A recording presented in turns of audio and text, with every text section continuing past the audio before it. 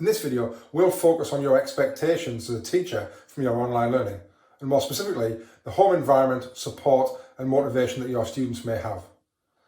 Now, irrespective of whether you're doing asynchronous or synchronous learning, your students will probably be, if they're doing it online, learning at home.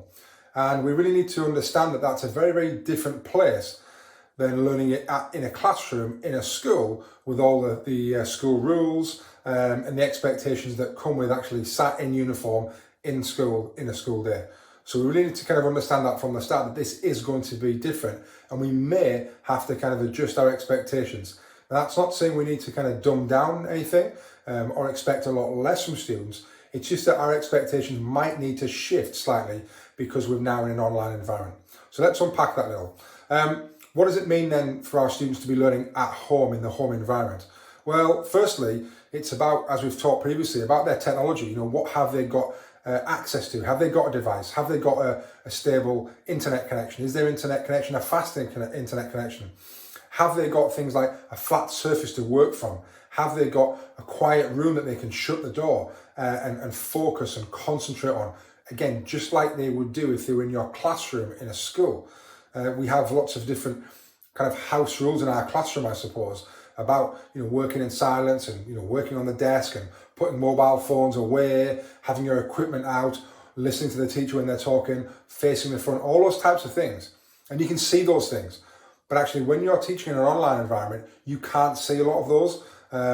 Even if you're teaching synchronous, i.e. all the students are with you in the class, you may not have cameras on. You might not be able to see whether they've got you know, their door shut, their phone away, they're on a flat desk, all that type of stuff. So we really need to be appreciative that everyone's home environment might be slightly different.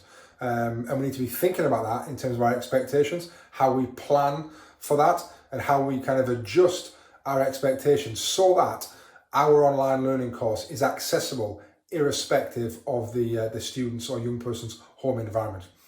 Secondly, with that then, talking about kind of the home environment is how much support that they may or may not get from their parents as well.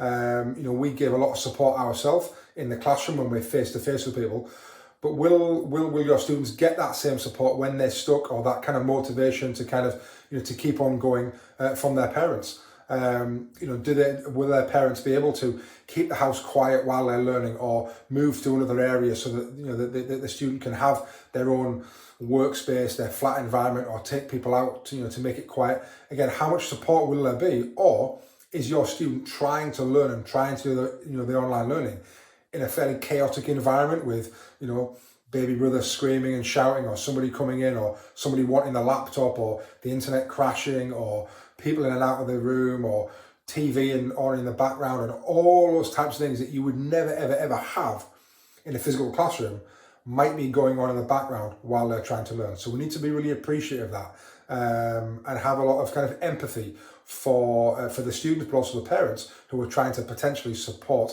in that environment. And then lastly on this as well, their own kind of motivation and engagement. And I think we've seen through the pandemic that motivation levels for online learning can differ depending on different students and different environments. Some students might be really motivated to kind of, you know, if you're doing synchronous learning, to log in at the right time and beyond, etc., etc. But if you're doing asynchronous learning, there might be less motivation and appeal to kind of watch that video because, oh, I can watch it at some point. So people tend to kind of park it and put it at the bottom of their list and maybe forget to come back to it.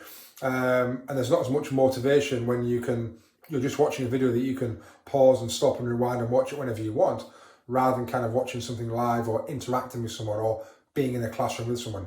So it's really understanding that our expectations might need to alter slightly or shift slightly, because it's very, very different from teaching in a regular normal classroom. So again, however you shift that, and I haven't got a golden kind of bullet for you to say, right, this is what you need to do, and you need to shift your expectations by 5%, 10%, whatever. That's kind of nonsense. It's just for you to think about and think, okay, there might be some students that have a different home environment. There might be some students that can't access this or that. So I need to be aware of that. I need to be flexible. And I just need to remember that it's not the same as a normal classroom environment.